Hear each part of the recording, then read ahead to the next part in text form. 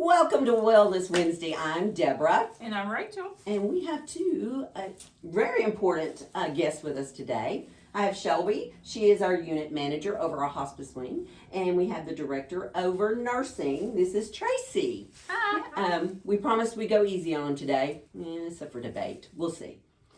Maybe. So, this is January 31st. It's the last day of January. We've made it through that month. And now we're heading into February. We do have our Mardi Gras. Woohoo! We'll be doing the Mardi Gras parade on February the 10th. Downtown Texarkana. We will have a float. Come out and participate. I've never done the Mardi Gras parade, so Rachel has, so she's kind of informed me. So we'll see what happens. It's just a good time, really.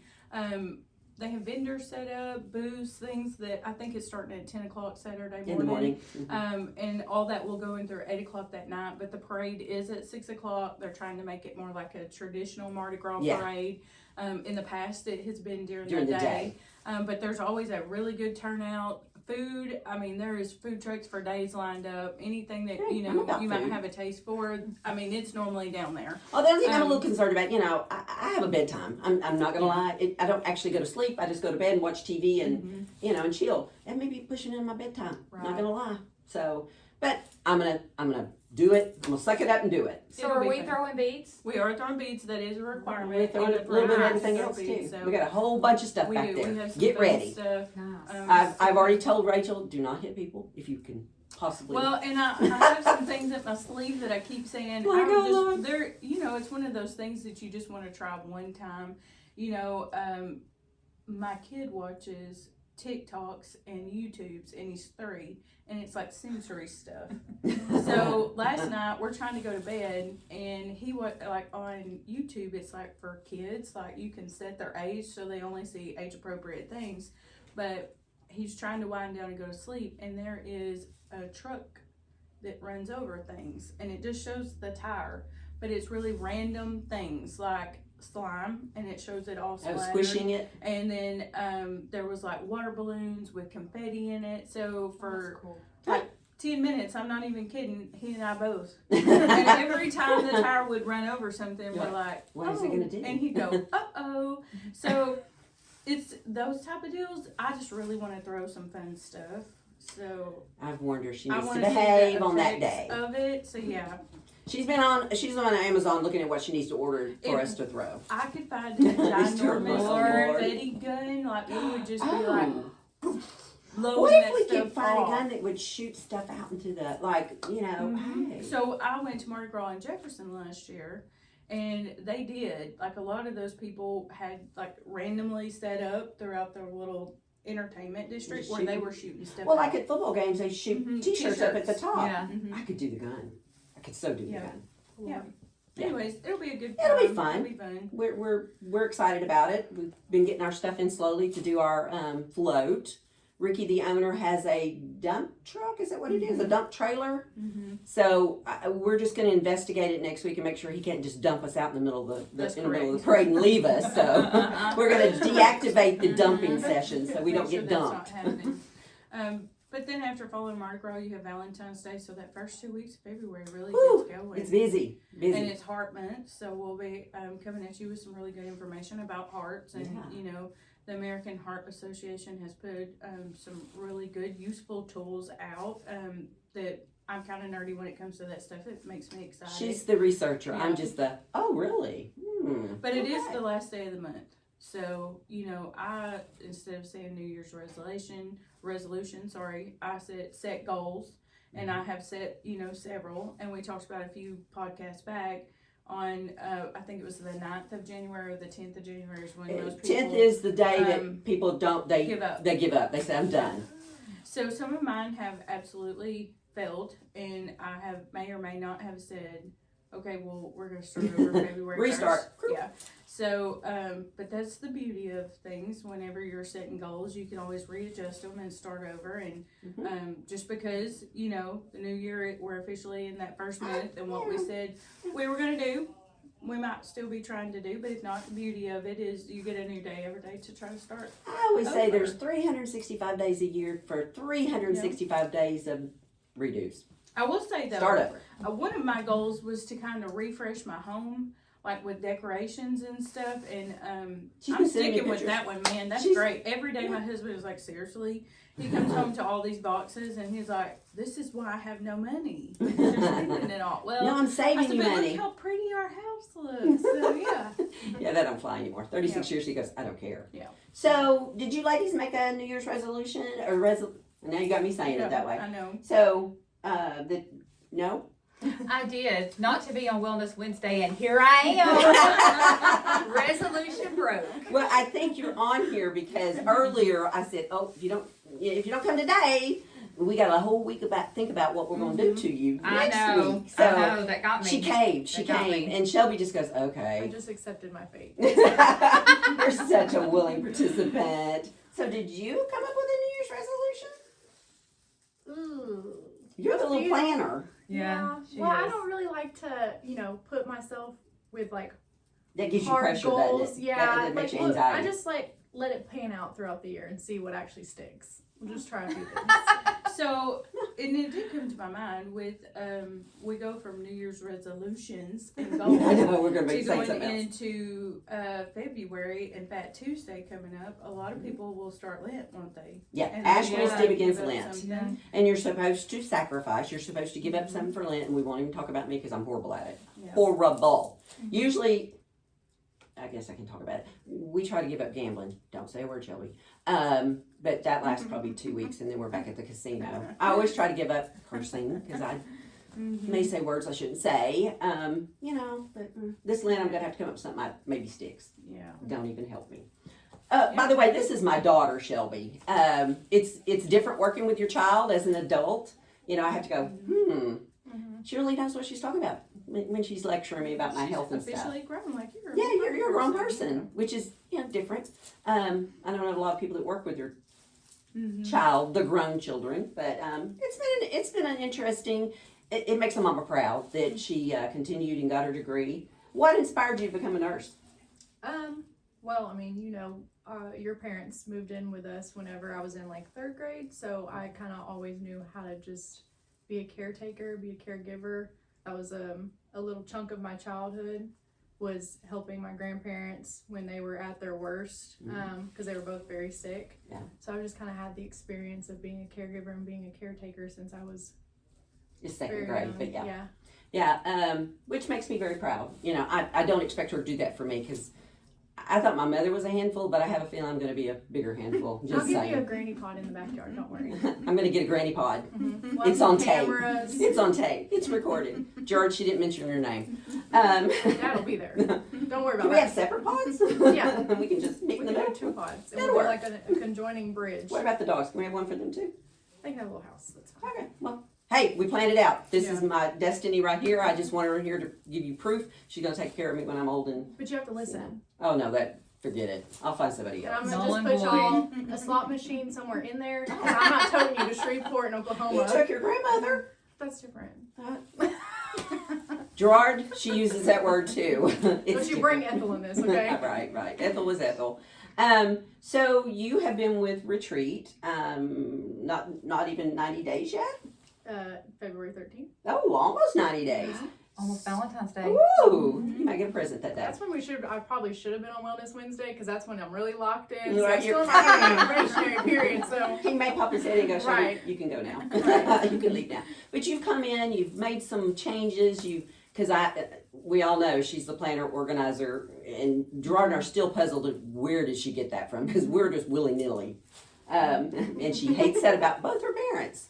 I guess Gerard's more of a planner than I am. Planner and doing things, not so much organizing. But when I did have a little stint of living with y'all, and I organized lots of things in your house, now I get phone calls when Dad updates or organizes something and he wants to FaceTime and show it to me, or we come He's very proud of himself. He gets very, very, very excited. It's the one thing he likes to call me about is, He I does. organized this, I did this, and it'll be...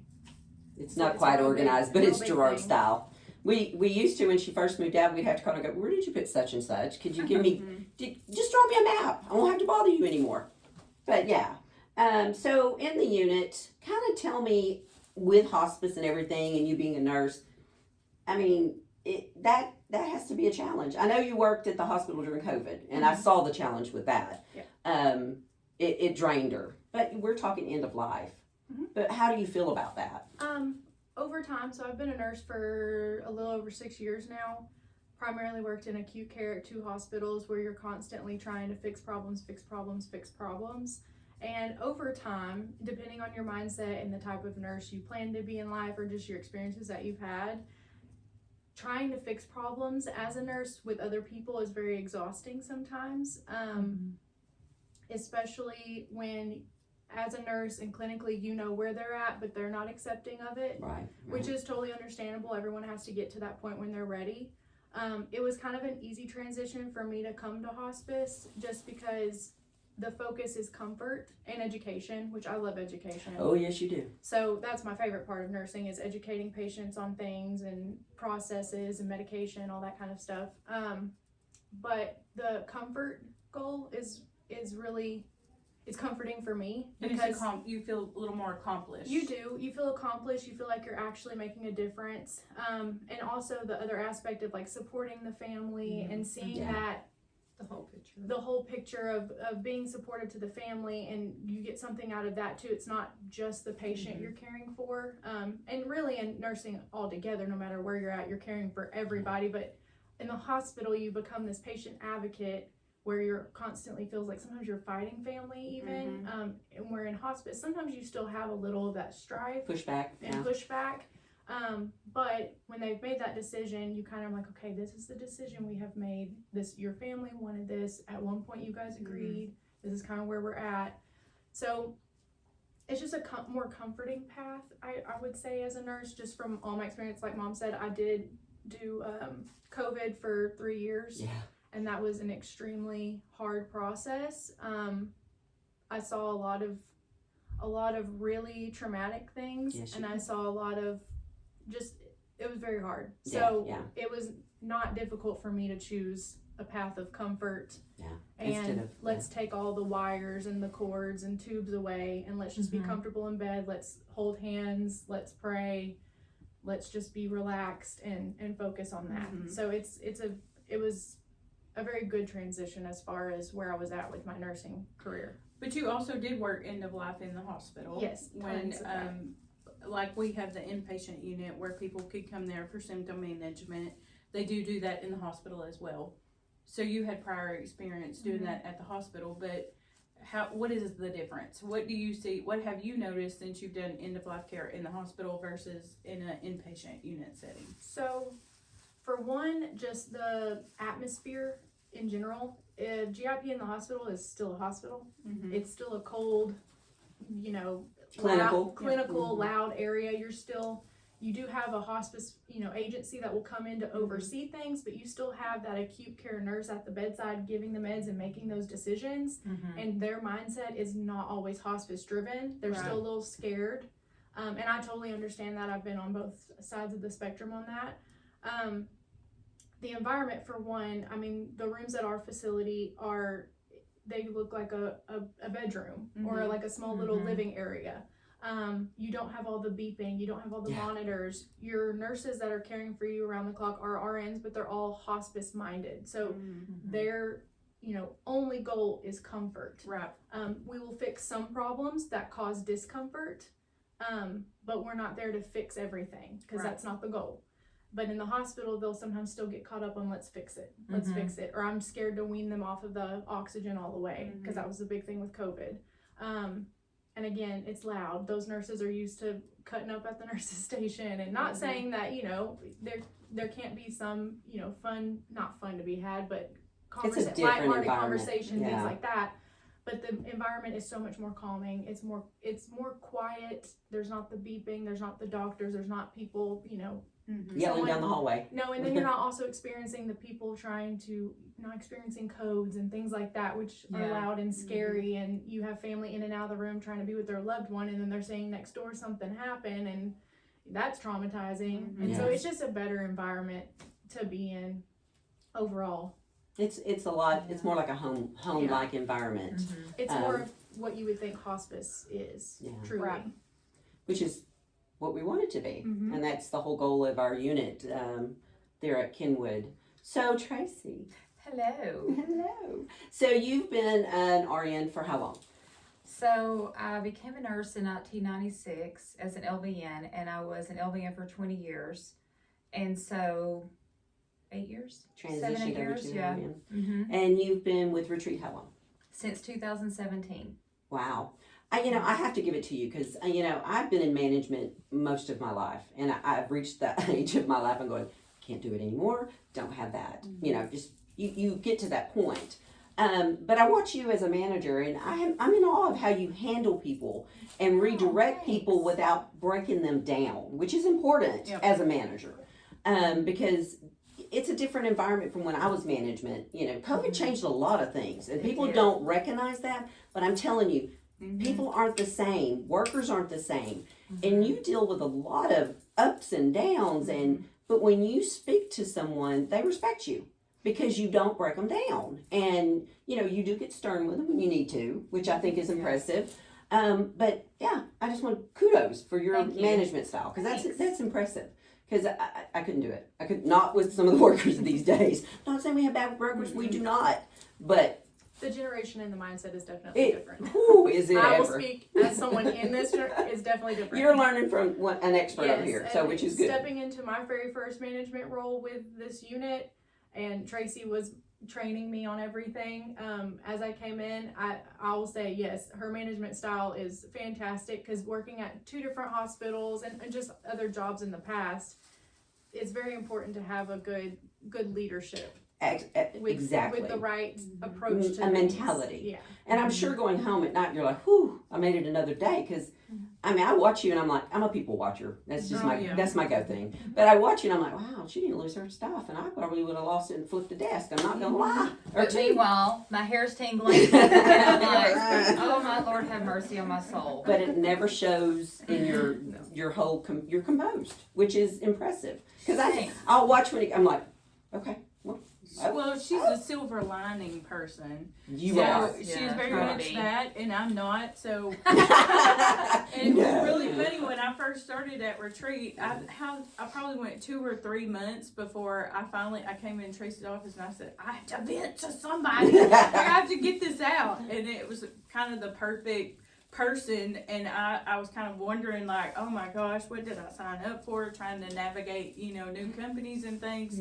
And it's always like you can go, okay, I need to vent for a minute, but you're not getting fuel to the fire. You're not getting judged, or it's not gonna it's not a gonna very backfire. level-headed response back. Well, let's take a minute, let's look at this, let's think it through, because you're flipping discs and I'm burning bridges. Like, we're setting on fire and I'm not going back. So I most definitely. And I remember going home because, I developed friendships with people that I work with. And I remember going home when I started to love Tracy, and I told my husband, I said, I don't know how she likes me because she's super nice and I'm mean. No, you're not. Opposites attract. No, you're not. Completely different, but yeah. But yeah, it's impressive to see how you manage and give directions and the respect that you get. It's though, impressive. the crew here, though, they make it so easy. Like, they truly do, because everyone's focus truly is the patient That's and awesome. the patient care. And as long as that's their focus, then I can figure the rest out. Like, I try my best. I always try to look at the bigger picture of, yes, they may have had to take supplies back to someone's home because they forgot to take it the first time, but they're taking it back. They're going to get their supplies. And they're getting what they need. Instead of reaming them out for, don't take this supplies, you go, Yes. hey, it's okay. We've learned our lesson. Yeah, absolutely. And that's important in any industry. And Lord knows I've worked for many over the years. But whereas Shelby is over the inpatient unit and you are our community patients, you kind of keep a balance in that because you're not only over the hospice for community, but home health too. Yeah. Yes. So you have to constantly swap from one mindset to the other. And that's a hard every time somebody comes mindset. in with a patient problem or something going on. So your critical thinking is always having to go back and forth between a home health where we're rehabbing and we know that we're looking for improvements, whereas with hospice, our mindset changes to comfort and, okay, so we have the decline, let's fix it. Let's try to slow it down or, manage their symptoms with it. So how do you keep yourself from one to the other? Now, I know, I would say when I first started, you favored home health and was not a big fan of hospice. You tolerated hospice, and we got this, but Yeah. So how are you feeling now? Where do you feel on your balancing act now? So I told Ricky when he said, we're going to do a hospice, I said, that's a great idea, but I don't want to do it. Because I had been a home health nurse for years. I knew home health. It was my comfort zone. Yeah. But now that I understand hospice and I see the bigger picture, The need for it. Yeah. I wish I would have been in hospice originally. Yeah. Because you have so much more to offer to the people, and hospice is not a death sentence. It's, you know, No. it's quality care. I mean, home health, 100% is quality care, but I think the balance works really well, because if they come in and they say, you know, that they notice this hospice patient, they don't even say hospice patient, they just say the patient's name, that they were a little unsteady today and they're normally not. I'm like, well, then we need to do a PT eval. Like, in my mind, I don't think just because they're hospice, they can't have therapy, because that is not true. They can 100% have therapy. We can get in there. We can see, is that balance off because maybe they have a UTI. Right. You know, maybe they're deconditioned because they're a little sad, because seasonal depression. It's a real thing. It is a real thing. We may not get in there and do aggressive therapy, but we'll get in there and we'll get to the root of the problem. Give and them try quality of life. Absolutely, and try to fix what we can, because in my future, when I'm on hospice, I don't see it as people giving up on me. I see it as people putting interventions in place so I can live my best life. Yeah. Yep. And so I think having the home health background and then also being with hospice and home health, it keeps me open to more ideas, and I'm not so closed off. You don't have one lane, you got several lanes. Absolutely. Well, we'll throw palliative in there. That's something I've had to learn since I've been here, and I, you know, like I said, I've been home health, hospice, long term, but palliative is something new, and it's something I'm opening up to, just like you. It's not something I was used to, but that's something we offer as well. And palliative, you know, you've got your home health, but you've got this person in between that's not quite ready for hospice, and there's that in between that just brings them all together. And it's a great, because they can also have therapy on that, nurse practitioner and a nurse chaplain, 100%. So if you're not quite ready for hospice, there is palliative. You can actually, on palliative, still go see your primary care physician. And do your aggressive treatments. It kind of falls where it gets a little sticky sometimes, because you see people that end up, I used to say, what do you do with these people? I used to get so irritated. Where are they at? When I would be out in the community and you would have, for instance, there was one patient that will forever ride with me in my mind, because he had extended too long. He had done all he could on home health. We no longer had a need for home health. And this was prior to when I didn't work here. I worked for another company, didn't have home health, so I was trying to work with the home health he was on, because that home health, they were all heartbroken. Like, we don't have anything at this point that we can skill him for. But he had he had dialysis at home that he did at night, where he hooked himself up and did that. And other than that, you know, It's good to go. with the exception of that right there, he was 100% a hospice patient. But he was not ready to let that go, because, you know, but his quality of life was horrible. Yeah. And at the time, there was nothing No other palliative than trying offered. to help get caregivers to come in and help him. There was nothing that you could offer other than, you know, we'll increase your visits to your PCP, you know. And he had a great PCP. They were just as tied. Everybody's hands were just tied with it. Now, you know, people like him, those are our palliative people. That's absolutely Those are right. 100% the people that we can go in and say, okay, you don't meet this program, you don't meet this program, But guess I what? have a program for you. Well, that happened when I was at one of the hospitals, and the family wanted home health, and I'm like, there's not a skillable need. I mean, you can't do therapy. You can't. I mean, there is actually nothing you can do on home health, and that's when I got introduced to palliative, and I'm like, okay, so there is another, and that's what we do ended have up. an option. Got him on. So And, you know, we'll be where I'm going to use the term, we'll be experts in it in no time, you know.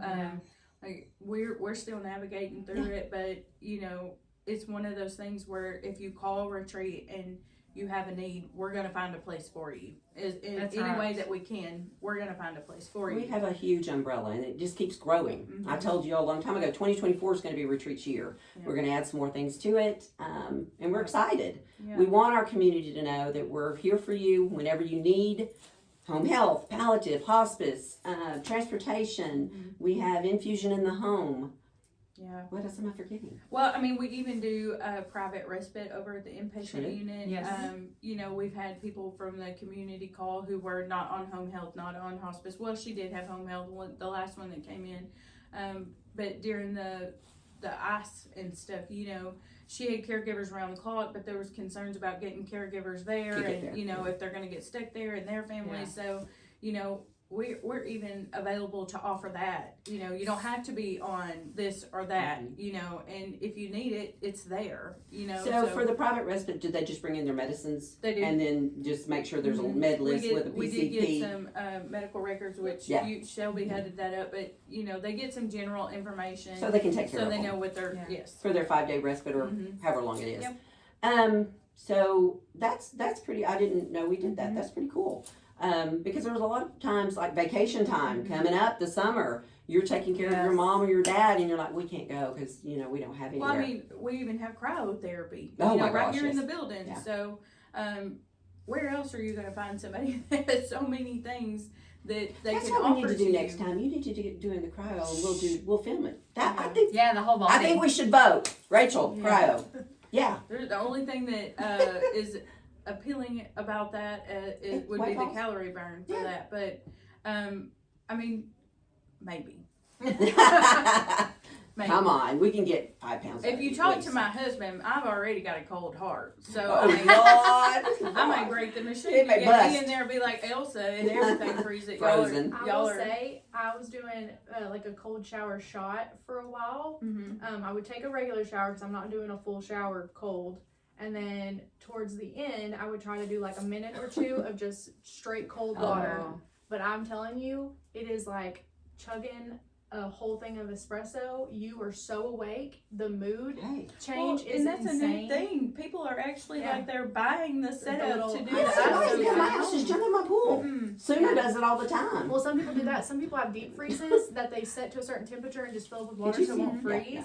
Or like just the top will freeze and they'll break it and they get it and that's Oh. their. Let me tell you, it's Cold cold. bath. That water, we don't have a heater in our pool and Yeah. it's cold. But I would do that and then like we have ice molds. I got you one because you like to do ice on your face Yeah. and do it on your face and neck. I'm like it is. A That game does wake you changer. up. Like I have water. I cannot imagine doing straight cold water for 2 minutes. Like Yours would that's be extra cold from for the well water. earth. Yeah. Oh no way. Have y'all ever jumped into infusion therapy and explained it like a little bit more No, in but we'd detail? love for you to do that. Yeah. Y'all, I would love to tell you about infusion therapy. Here we go. So this is the perfect example of how we can help you. So everyone hears home health and they think, oh, you have to be, you know, a broke hip or Mhm. your shoulder. That's not accurate. We have had 30-year-olds on our system before, on our infusion therapy system. It'll be someone who has a heart condition. Mostly it's congenital heart condition. They come from one of the big hospitals in Dallas, Baylor, Scott and White, and they will be on a cardiac drip. And they just need an agency that they can be assigned to come home because they'll normally have a PICC line, which is an IV that will stay in the arm. It has to be, the dressing change has to be done by an RN. It has to be a sterile environment. We'll go out once a week. We'll do the PICC line dressing. We'll make sure the medications are adjusted the way they need to, working with the cardiologist, and that's it. And they're able to come home and live their best life. Do you see my wheels turning? My wheels is just I'm going, telling you, wow. it is a fantastic program. So we're going to do a blitz out to all the hospitals in big cities about Absolutely. get you sit down with me. Let's write it down. Let's do We it. currently have a patient on our home infusion therapy program, and she's thriving because she's getting her quality of life back. She was having to stay with her sister in Dallas or Plano, I can't remember. And then when they found out we had the home infusion therapy option line of business, they sent her to us, and Wow. she has been doing fantastic. So we really need to really. That's I'm And she's thank you. and she's actually, this is kind of like an in between for her. Yes. Like it's just Mhm. kind of helping her along until she gets the surgeries that she needs. And we've had a few others that have had the same drip that she's on too. I believe she's waiting. She is waiting on a heart transplant. So we really So need it's to just talk a all waiting the game. Yeah. cardiologists and everything like that. Which heart disease in this area and like possible transplants is yes. actually pretty profound in this area. Yes. We did research on that when I was with another home health, and we're in the center of Yeah. it. I worked Heart on, attacks, strokes, I was on a tele floor, so all we did was, I mean, we got a lot of overflow patients, but we got a lot of heart patients, and it's insane how many heart patients we have in this area that have a lot of different heart diseases. So if you reflect back at that and you look at the patient and not the diagnosis of the patient, now she's at home. Mm-hmm. She's living her best life. Yeah. She's in her 30s. She's got her puppy dogs there. She's got her closet. She's got her own bed, and she's not living out of a suitcase in her sister's home. Her sister was amazing, but she was ready to come home. You want to go home in your 30s. Yes. I mean, you know. And It's hard. I-30 is a straight corridor to Dallas. So when that heart's ready, hit the road. You got it. Go there. Yeah. So on the unit, I know you're prepping up and getting ready to do IVs on the unit. I know that's part of your next. Yes. You're always coming up with new ways of being able to do more in our unit. Kind of talk us and walk us through that a little bit. Well, part of a GIP reason is needing to wean off of IV medication. That was something I learned from doing acute care and flipping to GIP in the hospital. The goal was trying to get them weaned off of IV, pull the IV, and then they could go home or to the facility, wherever they were going, a facility, wherever they lived, because then they could do sublingual pain and anxiety management. So for us, I mean, we're RNs 24/7. There's no reason why we can't take care of IVs. That's right. So something, as I've come into this role that I'm preparing to do, is a skills education to kind of go over that stuff that they've had. Like, I know we're not trying to like heal and do all these, crazy things for hospice patients, but we still get trachs every once in a while, and you still have to do trach care because it's uncomfortable if it gets a plug or if it, the band starts to have seepage, whatever. They need to change that and clean it. So trach care, IVs, obviously we'll cover PICC lines and central lines as well, because if a patient has that, it's still a source of being able to give them IV medication for comfort, and RNs can pull those once we have a doctor's order, so there's no sense why we can't have that either. And just general skills education anyways. So yeah, well, and saying that, even now, you guys have actually utilized NG tubes over at the unit for suctioning and things like that. So there's a lot of things that happen in that inpatient unit that people don't realize. Like, it really is critical care right there, which, people will confuse and say, well, that's aggressive treatment. But in the same breath, sometimes it does require us to do some critical things to provide comfort to people. So the misconception of, going on hospice and not getting what you need, we know we're not fixing it. Like, we know we're not making it go away. But by any means, if it's going to provide relief or comfort to someone, then, that's available and that's what it's there for. a perfect example was we had a patient who was on low intermittent suction to a PEG tube because the gastric contents were building up so quickly and it would make him nauseous, and that was very uncomfortable. So we still, it's not a hospital, but it can function as a hospital floor. We still can do a lot of the same skills and management that a hospital can do within our hospice scope. It is attached to the retreat at Kenwood, so people mistaken it for it's a part of a nursing home or whatever, but those doors are shut and that's a whole separate hallway. Those RNs are dedicated to that hallway. And so we can actually do a lot more than what people think we can do. And of course we're preparing to do even more and make sure that everybody is checked off and good to go on that. So each month you're going to have a different class? The skills class is a whole class in itself. So once we've knocked all that out, we'll be good to go. Okay. But I do have more, class education just for the staff themselves, just to make sure we're caught up on everything that we can be caught up on, and functioning at our best. So one of the things that y'all do is, Dr. Mayo, we should add him to here today. Just put him right there between them. It would have been a show then. But your nurses and yourself, you pretty much have him on speed dial, texting, calling him, making any kind of recommendations and changes. Yep. He's just a phone call away. He comes to our IDT, sits through with the hospice, so he's very available, which is awesome. I did work for another hospice that I didn't see the medical director when we did our And we have case Andrea conference. too, and Yeah. Andrea, you know, whenever she's needed, she comes in and helps. But yeah, you definitely have a higher level of care in there with just immediate, you know, access to getting what you need and going. So Speaking of Andrea, Oh, Rachel let me know this morning that Andrea's birthday month's coming up because it's more than a day, it's a month. that is true. Celebrate the whole month. That's right, mine too, but Yeah. more importantly, hers is before mine, so I'll let her have that right now. But come up yours is done. Yeah, It's actually, yours. Rachel told me yesterday or Monday that her Yours birthday is on month, the 5th? the 5th. All Yes. right, the 5th. There we It's go. a Monday, but that's okay. You'll still come in Okay. and have a good day. Celebrate the weekend before, go to some Mardi Gras parades. Tell me about my birthday. What's my birthday like? It starts. It starts at least 2 months prior. That's right. It's my birthday. My husband goes, yes, we know. So it actually really starts this month. This is her for her We're 3-month prepping for birthday. it. It should We're be prepping. this month. It's your pregame. Yeah, I pregame Her and then I birthday's in pregame April.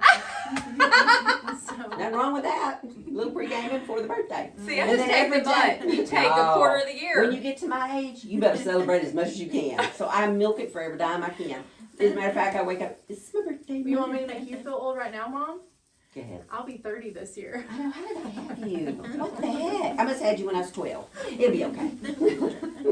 I'm the person on my birthday, I text my sister and my brother, I'm like, hey, don't forget today's my birthday. I may do that. I just need a text, I just need a call, I need you to Acknowledge recognize me. me. You've been with me Acknowledge, since I was born. You're gonna have to recognize me on my day, and I'll remind you. You don't have to Yeah. remind me. I'll remind you it's my I birthday. don't get, nobody sends me a text when it's your birthday. I was there.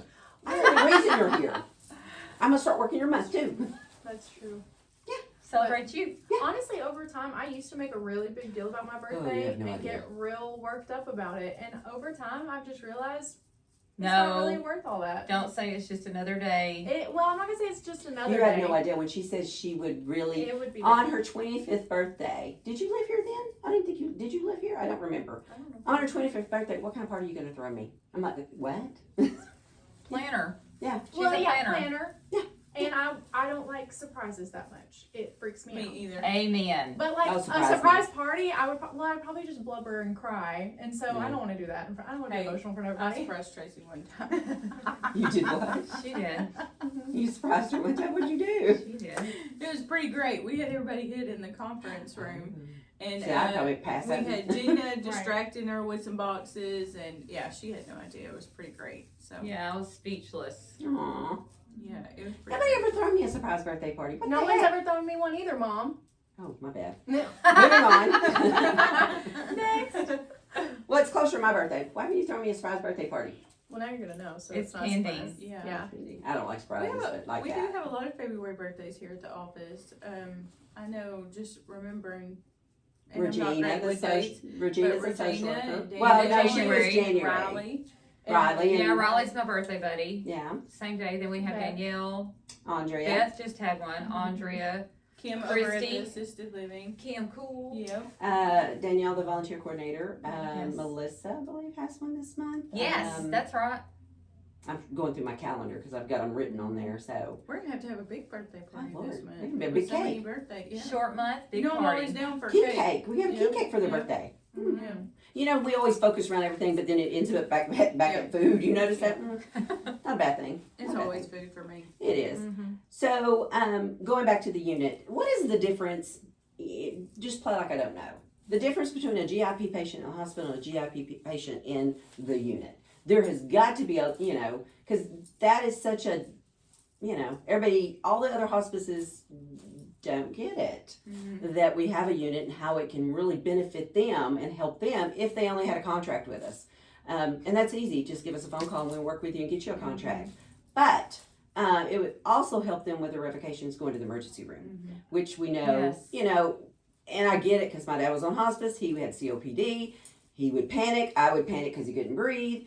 911. I mean, they knew which room he was So- in. You get when you see a patient come in from the field, the majority of the time, by the time you've dealt with the nurses and you've been back and forth, you get the history. But then they come in, they're in distress. Mhm. Wouldn't you say the majority of the time they are the people that normally would have said, Revoked and went to the let's go emergency to the emergency room? Absolutely. So there is no difference at all between a hospital GIP and a inpatient, or in our unit GIP.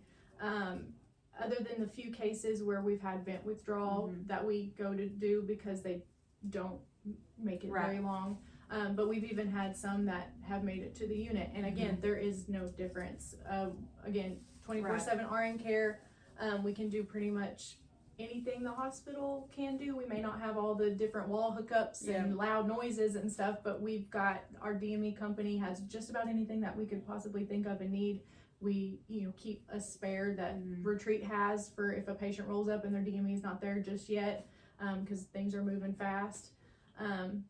Like Dr. Mayo's on call 24/7. I will say I worked with Dr. Mayo in the hospital and hospice. Hospice Mayo is just a different Mayo. Like he is. I mean, he's a fantastic doctor all around, but just working with him in this area is totally different. So the nurses are able to get orders quickly, get things situated. Again, they're hospice minded. They kind of know what they're seeing, what they're looking at, what to ask for, stuff like that. So it's just a different realm of things. And I've even learned a few things. I mean, I did acute care nursing for 6+ years. I've had tons of inpatient hospice patients. I mean, I've seen all of that, but I've even learned so much even just from my nurses on hospice and what to think and like a mindset and stuff like that. So, but yeah, there's absolutely no difference. And there's another benefit to it. We have some very comfortable sofas, some very comfortable recliners, and we don't demand, but we encourage that family to stay, spend time with your loved one. I mean, whether they're at end of life or whether they're just coming home to end up going to their home in the community, we encourage families, come in, stay, get to know us, let us get to know y'all. How were they at home?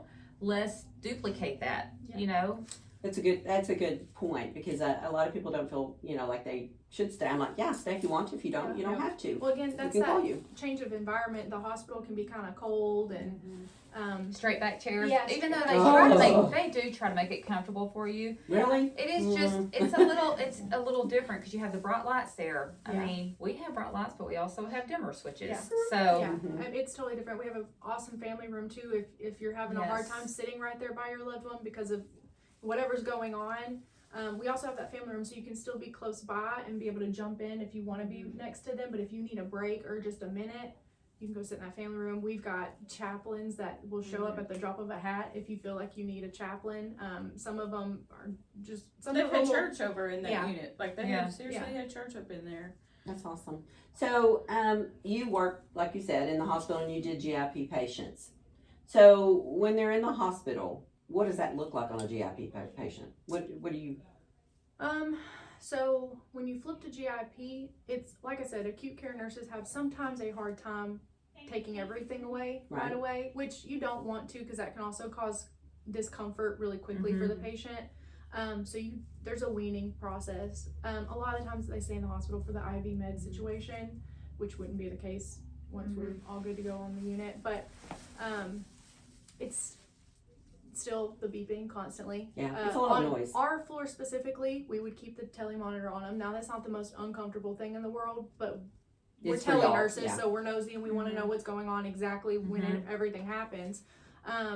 You also have nurses that are acute care minded, and when something changes on that telemonitor, they're gonna pop in and be like, "You okay?" So your loved ones are monitored on our unit, not recorded by any means, but monitored to where we can jump in if we see them trying to get out of bed or something like that so they don't hurt themselves. Or if we see like something kind of going awry, we need to pop in and help, but we're not constantly up your butt. Like we're giving you the peace and the time and the comfort, and as long as the patient's comfortable with whatever med regimen we're on and they look okay for that little bit, we'll leave them be. In the hospital, it's constant. Someone's coming in for signing papers. The CNA's flip the light on. Doing Q4 vitals because someone didn't, DC the Q4 vitals order. It's just their mindset to go in there and pop in and do that. So, I mean, your meds change and you get the comfort meds and you're able to give them, but sometimes they're kind of scared to give them too much. And it's a balancing act when you're not hospice minded. So, and I've been on both sides, and I get it both ways. Totally get it on both sides. like I said, the environment itself makes the biggest difference. And just having those hospice minded nurses that's all they do and that's what they focus on, it makes the biggest difference for end of life, especially a GIP patient, because it could be something like they're coming out of the field and they just have respiratory distress, fluid overloaded. We just need to get them some Lasix really quick, or some type of fluid pill, because we still do that on hospice to get that fluid off because it's uncomfortable. We may have to, put a catheter in to help drain it off, whatever. We may be doing those things. A few days later, they're breathing better, they're more comfortable again. We can get them back home to their environment. And then we may have someone come straight out of the hospital that's actively passing away in pain, and we can manage that too. We get all sorts of different things in the unit, but the environment itself makes the biggest difference. Where you go in an ER and you're getting shucked around from room to room, and 50 people are coming in and overhauling you, and then you end up back on the floor just to end up GIP. Well, and to hit a real topic that nobody likes to talk about, but non-compliance. A lot of times people end up on hospice because they're simply non-compliant. And I guess a few weeks ago I talked about how I had gestational diabetes and diabetes following that, and how I lived very uncompliant with a diet, and where we have to weigh things out. For somebody to make a decision to go on hospice because they know at that point, it's not fixable, it's irreversible. Yeah. We can't change the outcome's not going to change. of it. Right. And it comes to a point to where people can be taught to the point they're sick of being taught, but they also are not changing their lifestyle. Their they're habits going to aren't continue gonna change, being yeah. non-compliant, and it is a very different world to say, Okay. to have a hospice nurse go out and sit down and say, okay, you haven't taken your medicine, have you? And it's not a judgy feeling, because nurses are judgy. I'm a nurse. I'm judgy. I'm very We're not judgmental. judgy. Judgy because pants. that's part of your assessment. And when you at the beginning when you said, you're acute and you're trying to fix these things, and it doesn't matter what you do, sometimes it can't, but it's because we're not compliant with our medicine. So if somebody is non-compliant and that's just where we are, it's a whole lot easier process to say, let me just get you to the unit. We'll get you better. We'll get you feeling better. I'm not mad at you because you haven't been taking this medicine. I'm not mad at you because of your lifestyle. I just want you to feel want you good. to suffer. I'm not here to judge you for it. I just want you to feel better. So y'all know that is a big difference. With It is. home It's health, huge. it's called non-compliance. With hospice, it's called your choice. Yep, it's what you want. If So you don't want to take that Lasix, you don't have to. We encourage it. Yeah. We're going to tell We're you. going to explain what's going to happen. Yeah, we're going to explain what's going to happen. We're also going to ask you why you don't want to take it, What's to the see problem? if there's a deeper reason why you don't want to take it. But if it's just because you don't want to, that's okay. I have to get up in the middle of the night too many times. Yeah, Well, but you know what? There's your catheter, and Yeah. let it. But then the Let 'em have education it, comes yeah. also that, yes, when you first start Lasix or you Woo. increase your dose, you are going to be getting up in the middle of the night, but your body finally will adjust to it, and you're not going to get up in the middle of the night, and you're going to stay at a good fluid level. But let's say someone chooses not to take their Lasix and they come to the unit, they're probably going to get Lasix for 3 or 4 days, and then they're going to go back home, and they're either going to take it or they're not. Yeah. Once again, it's their choice. And hospice, on the hospice nurses, we don't judge. Yeah. And I don't want to say we don't care, because we care, but we don't judge. It's a choice. It's your choice. It's the same thing with swallowing problems. I remember going out and meeting, and it's not just been one patient, but there's been several, that have bolus feeds in their peg tube, but they're constantly going back to the hospital for aspiration pneumonia, and they're in poor shape. They feel bad, but you have taken something away from somebody who, these people are still cognitively able to make their decisions, and they just wanted to eat, but everybody had kind of thrown their hands up with, well, you're not listening to what I have to tell you. So this one lady in particular, I had gone out, and her family member was cooking when I was there. Man. And she was making hamburger helper. Ooh. Okay, so There's the the salt family intake. member was making the hamburger helper. She's on the couch, and I said, "Are you still eating?" No. I said, "Well, that hamburger helper smells really good. That's got to be really hard." And I said, "If you're eating, I'm not mad at you for it. Like, I'm not, but our conversation needs to be a real conversation, and I would rather you just tell me what your lifestyle looks like. Tell me what it is. Picture it for me. So I can Yeah. help you with that. Because if this is how you want to live, this is exactly why I'm here and I can help with that. So she still ate, and unfortunately she did end up getting pneumonia after that. But she had a place to go, like we got to treat her in the inpatient unit. We did what we could to get her feeling the best that she could and got her back home. So that's going to happen. But at the end of the day, I remember when the unit first opened, there was one day I came in and literally we had somebody rolling in from the hospital and another patient that had been there for symptom management that was walking back out to go home. And when she came in, she was in such pain, she could not, she couldn't get up, she couldn't do her transfers, but she was happily on her way back out the door. And it just reminded me that day, like, Hey, the sun shines absolutely brighter today because there is a place for people like that just to get some get the comfort help and they relief. need. Yeah. Absolutely. I really wish it was open when my parents were. Really nice, yeah. My mother was the non-compliant person. She was a brutal diabetic, lost her leg, and I thought I had to manage her food. And and my mother was a bread eater. She would, oh my God, she could eat a loaf of bread with butter on it, and that'd make her the happiest person in the world. But guess what it did to her? Sugar. Carbaholic. Oh my God. And I took after her. So, but the funny part is she would call on my siblings and tell them I was being mean to her and wouldn't let her have bread. You know how that sounds to another sibling? I get these random calls, why won't you let mother eat bread? I go, what are you talking about? I'll let her have bread, but not 10 pieces. I mean, there's a differential. So, but after a while, you just kind of go, you know what, Mom? It's okay. Yep. I got your that's insulin. right. We're going to check it. We got this. Because she was giving up the one thing she enjoyed. And I kept going, I was taking her thunder away. I'm like, Well, the best, this came straight from a patient, the best way to put it, and it's hard for families, especially kids, not kids, but like you as your mom, it's hard for them to accept it and it's hard for them to understand. yeah. But I had a patient straight up tell us, I want to eat a burger, not a regurgitated burger, but a regular burger, and if that's what takes me out, that's what takes me out. I got died with a smile on my face. And you know what? Respectfully so, he got a regular burger. That's right. Yeah. So, That's right. I mean, And if so I'm did at the that family. point, right? And at that point, if I'm at that point, let me eat food because I've been worked in the hospital. I've seen what a pureed diet looks like. They try to put a waffle shaper onto mushed that's not cool. Don't do that. If y'all want to reshape that burger, I'm out. I gotta go. It's not happening. So It just doesn't look the same. when you get on hospice, some people just accept it. I get it. I have swallowing problems, but please don't take my regular food away. Yeah. Because I'm okay with it. gross. I mean, some people have texture issues too, and then you're really challenging them with new textures that are That'll not be me. good. Do not. Well, do not. I can sympathize. I had a broken jaw, so I had my jaw wired shut. And anything that I could put I'm through sorry, a I'm visualizing straw, with a straw. like they give you this ginormous syringe and this little tube, and they're like, if it fits, you go. Desperate times call desperate measures, What y'all. did you blend? There was all kinds of things that, everybody in my family was trying to blend stuff up and give to me. And, I went through, like 4th of July with the barbecues and, at one point, I got an M&M. I had this bright idea that I was going to shove an M&M back behind there where that tube goes.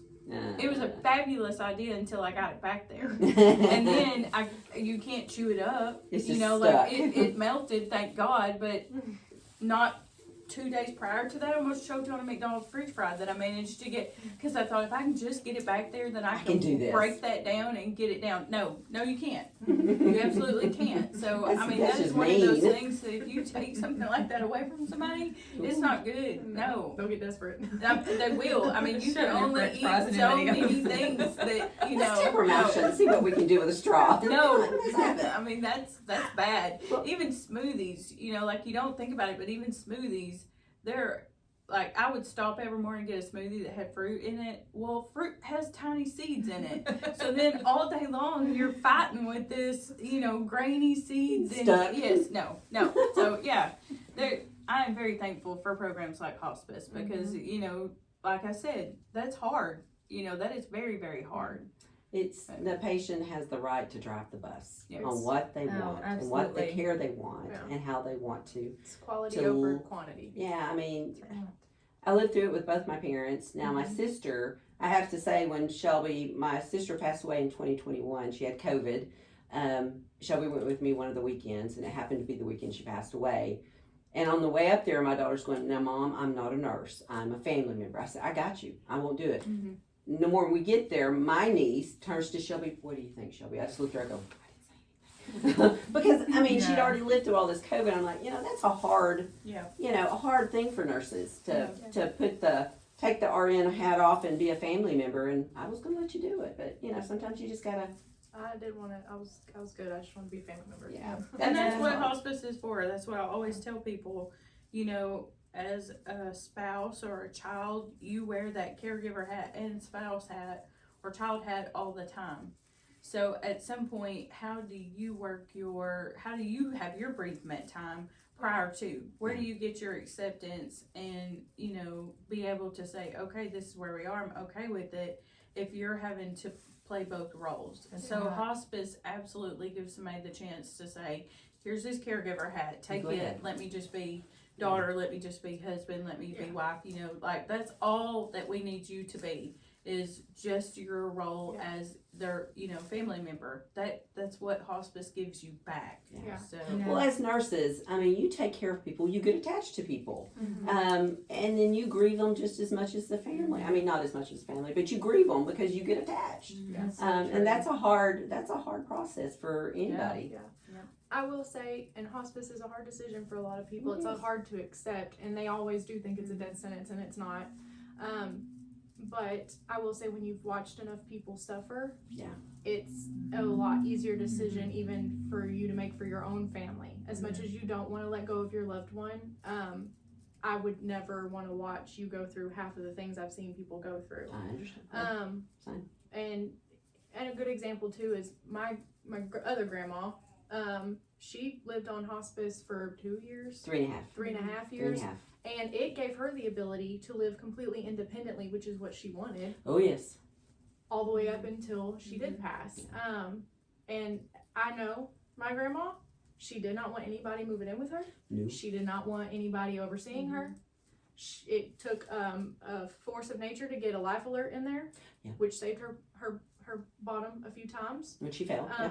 Oxygen we had to keep in the closet, but it was for anybody that needed it. I had to go over there as her nurse granddaughter and be like, well, let's put up our nose, see if it even works. I just want to make sure it works. And she was the one that to use it a few times, but yeah, it's not a death sentence by no means. I mean, it's just a way for you to get a lot more help, a lot more services, and that is the biggest thing, I think, because I did do home health for a little stint, a couple months. And just a little couple months. I went back to the hospital. But the benefits of hospice and what you can get in the home through, just what's covered. Yes. It's so much different than home health. Home health, you're constantly trying to fight to get this person this and get this person this. Yes, and make them more, help get the doctor to work with you to help this patient be more independent. And they're going to this specialist and that specialist, and in home health, really the home health nurse a lot of times ends up being the specialized case manager, and you're having to grasp all these things. You're calling pharmacies and saying, well, what doctor called this in because the patient hasn't had a way to go pick up the medication. We know there's an antibiotic at the pharmacy, but we don't know what it's for. So that's when we're calling the pharmacy, and we're, wheeling and dealing with the pharmacy. How can we get you to bring this out to the patient? I mean, it's always like you're kind of fighting City Hall. It's never just an easy path. Whereas hospice, I mean, I love home health, but hospice, it really does give you so much more flexibility. We go out, you got a upper respiratory infection, we can test you for the flu, we can test you for COVID, we can test you for RSV, and we can get meds same day. Oh yeah. Because we're going to treat those symptoms. We are going to treat those symptoms. So you heard it from a nurse that just because you're on hospice doesn't mean we can't treat you for COVID, flu, we still do give you your pneumonia shot. Again, focus is comfort, and like I said, it's quality over quantity. We're not trying to help you live, for hundreds of years. Oh, I don't want but whatever you have left in you, by God, we're going to give you the best quality option and make sure you're comfortable and you're not hurting and you're not having a hard time breathing. I mean, those things may come depending on your diagnosis and stuff, but we're going to keep you comfortable through it. We're going to make sure you're on medication to help, slow down and give you better breaths and support you in any way that we can. And comfort doesn't mean knocked out. Right. No. The other beautiful thing is it's educating the families, educating the caregivers, because a lot of times, and speaking from my own experience, when I heard the word hospice, oh no, I'm good, thank you. We don't need that. Yeah. Because I had never had anybody in my life on hospice, and my neighbor worked for a hospice, so I'm like, and the doctor's telling me, well, you need to do it now. And I go, no, I'll make a decision. Let me walk away from this. Because I'm like, dude, no. So I went and talked to my friend. I said, just walk me through this because, let's hear the whole picture. And then when I sat down, because I'm a processor, I have to process things and understand them. I was like, oh, okay. Because my dad, there was nothing medically they could do for him. He had 3 or 4 stents that had already failed. He was in congestive heart failure, COPD. Medically, only thing we could do is go to the emergency room, and we called it the tune-up. And that was them filling in fluids and going home, and 2 days later, we're back in the process. So I'm like, this ain't working. And I'm like, okay, now I see it. So then when he did get on hospice, they came to the home. I'm like, wow, Dad, this is a lot easier. We're not loading up in the car and waiting in the emergency room for 10 hours. Well, and on the other end of that, even if he got into stress and they couldn't fix it at home, we have a unit. Exactly. So we didn't have that back then. Hospice nurses, you're not revocating off hospice. You're not going to the cold, scary hospital. And getting exposed to everything in the emergency room. Right. Everything. I mean, we've had patients, families who get to our unit and still ask for that hospital tune-up. They're like, what about this? What about that? Yeah. And our nurses are so skilled and so good hospice-minded that they go in there and they have those conversations. They're so supportive and they're great at education. And I've seen our family members go from like level 10 anxious, like I don't know what to do, to just down to about a 1 and just hanging out and everything's cool and just give us time, let us get what we need to get, and we will get your family member comfortable. Well, I've seen that firsthand when I've brought in people from like post-acute. The family was not hospice minded. Either the man had cancer and was not doing aggressive treatment. I think it's not sitting still. It's progressing. To what level? He's not able to walk. He's not able to eat. He's not, That's what I really do appreciate about the nurses that I'm over at the unit too. They will take time, and we have the opportunity to take time because it is a 10-bed unit, so that nurse to patient ratio isn't insane, right? And it's doable, and so they have the time to actually sit, and they're the ones at the bedside constantly caring for that patient. And that's, to me, that's the most important, is who you see the most. You don't want just some person coming out of nowhere just to have this conversation with you. You want the person that you see all the time and have that confidence in them that they know what they're doing. And I've seen them multiple times up until now to sit down with the patient, have that conversation, give them our little blue book, which is a really great book to help understand the dying process. And I mean, complete changes in family members, and that's those bedside nurses, because I've had conversations as the manager with families before too, and there's nothing like when their actual nurse that they've come to grow and know is there 24/7 talks to them. It's a whole different thing. Different level. That's right. That's awesome. That is good. Well, I mean, we haven't punished y'all too much today. I've actually learned something today. Thank you. That's awesome. These are 2 amazing women that work for Retreat, both nurses, both in management, doing a fabulous job for Retreat. They do have a stress level that I hope I don't ever have to go back to, I'll be honest. But they handle it with grace and dignity, with a smile on their face. You never know it. So, thank y'all for what y'all do for Retreat and keeping it going. This was Wellness Wednesday.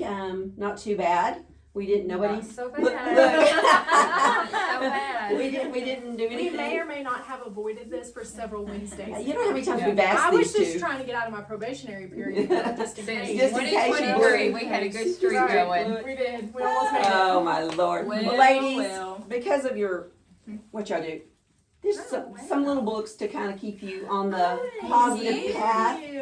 And get them good. I like to flip to that day and kind of go, I okay. have one on my bathroom calendar. Yeah. It's on counter. Thank you. Flipped right to my birthday. Look at there. So there you go. That's the inspiration on your birthday. That's right. So, but yeah, this was Wellness Wednesday. Again, this is Shelby, our unit manager at our hospice. Tracy, director of nursing for home health and hospice. Stay tuned. Next week will be Valentine's. Next week's Fat Tuesday week. Woo! Yeah, that one. Mardi Gras week. Oh, that is true. Yeah, we'll be getting ready for the parade. Maybe we'll do it outside and decorate the float. Y'all should get Dr. Mayo for that. See if you can go in for that Yes. one. Yeah, That would I be asked great. him one day, he goes, "No, what's that?" I go, "You just talk." He goes, "I can do that." Yeah. But thank y'all for being with us today, and we'll see you next week. Yep. Bye. Choose excellence in healthcare. Choose Retreat Healthcare Services.